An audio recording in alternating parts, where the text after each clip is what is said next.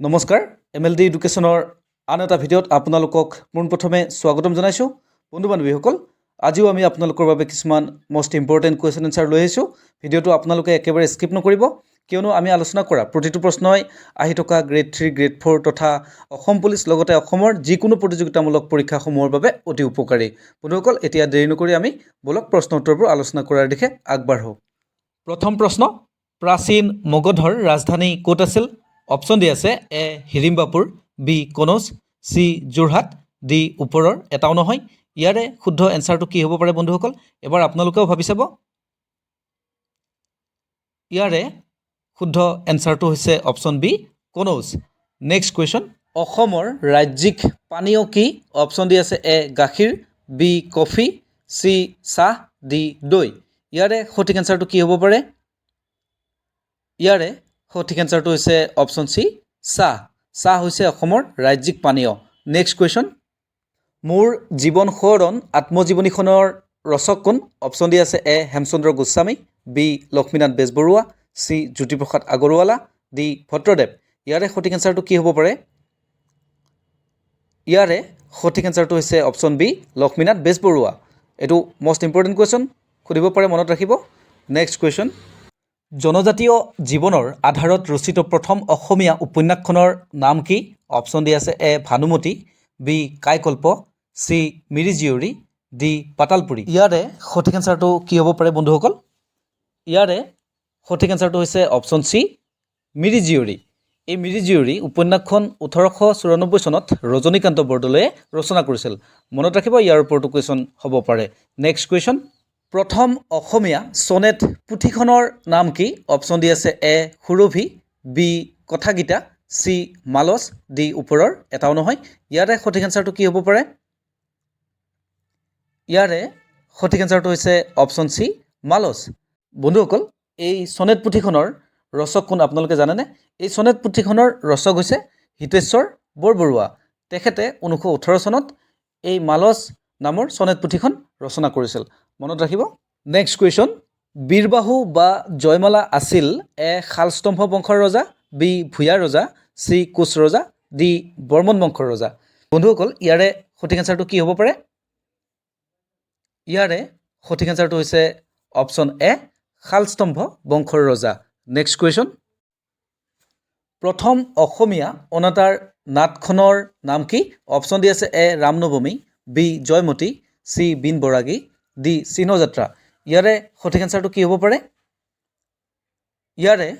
সঠিক এনসাৰটো হৈছে option C Bin বৰাগী এই bin বৰাগী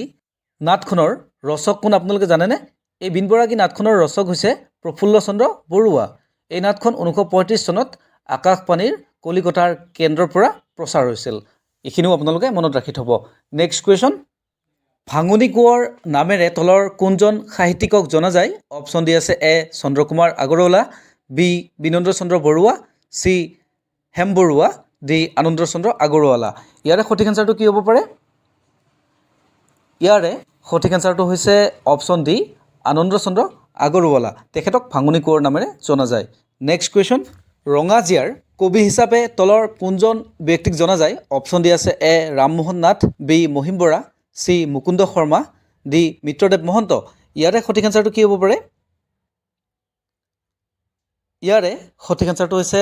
option B Mahim Bora তেখেতক ৰঙাজিয়াৰ কবি হিচাপে জনা যায় নেক্সট কুৱেশ্যন অসমৰ আটাইতকৈ ডাঙৰ চাহ বাগিচাখনৰ নাম কি অপশ্যন দি আছে এ দুৰ্গাবাৰী চাহ বাগিচা বি মনাবাৰী চাহ বাগিচা চি আদিত্য চাহ বাগিচা ডি ওপৰৰ এটাও নহয় ইয়াৰে সঠিক এনসাৰটো কি হ'ব পাৰে বন্ধুসকল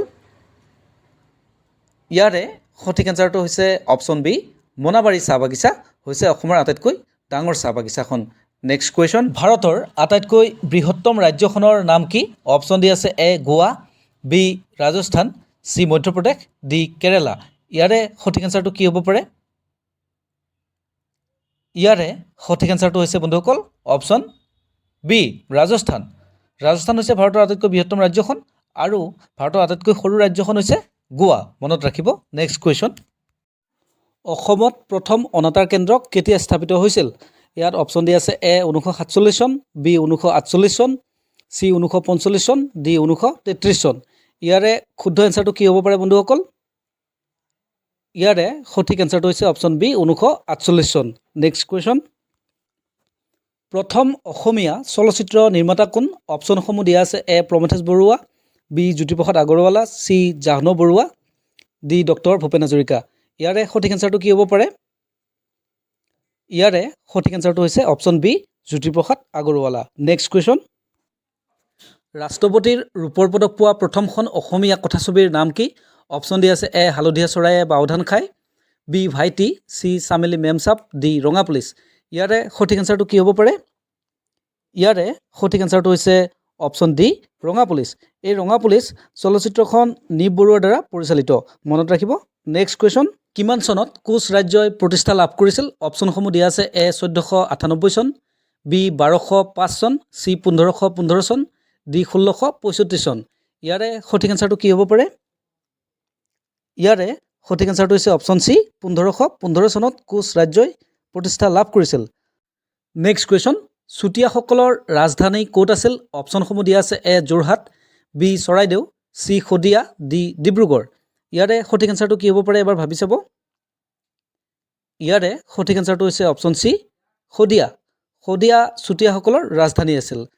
এইখিনিতে বন্ধুসকল অপশ্যন এত থকা যোৰহাট হৈছে আহোমৰ শেষৰখন ৰাজধানী আৰু